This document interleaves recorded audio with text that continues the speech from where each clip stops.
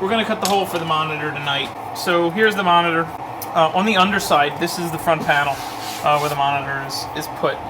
On the underside, I traced it out, measured it, made sure it was square, lined everything up. After I traced the outside, I then measured the distance here and measured a line back in from there, so that when the monitor is mounted, you won't see that bezel piece there, because we don't want to see that.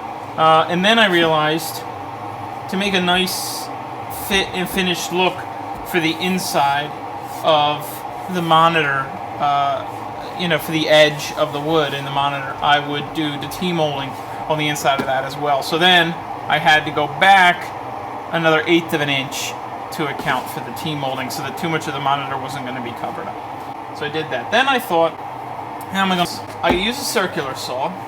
That'll give me a nice, straight, sharp edge. But the corners would be tricky, and they would have to be done with a jigsaw. They might not match up real well, might not look as good. I could do the whole thing with a jigsaw and then sand it. That would work, but again, with the jigsaw, it's not a perfect cut, it's not perfectly smooth. Third option, router. The router would give me a perfect surface.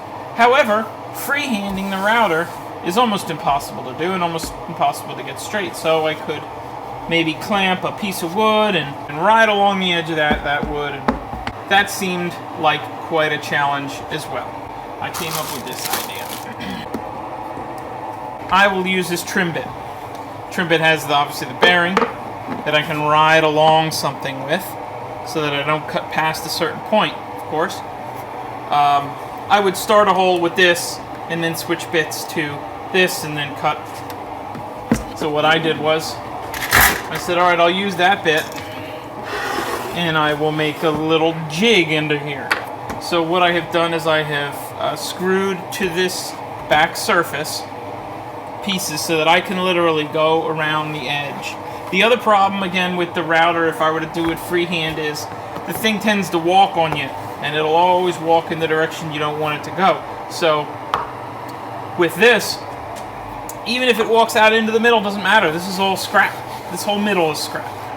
So we cut one hole through, then we push this thing through, we bring it up to the edge, and it's going to ride along this jig and cut a perfectly smooth, perfect corner edge, everything. The corners, the radius for this bit's a little smaller than I want.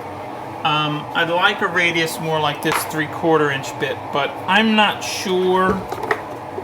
I don't know the depth on that. That may work. I may be able to use that. So we'll see.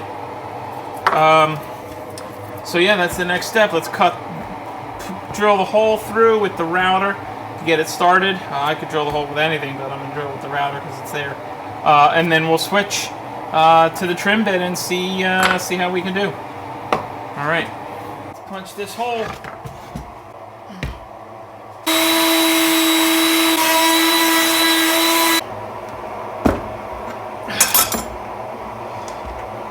Collet came with it, nice, because this is a 1/2 inch shaft bit.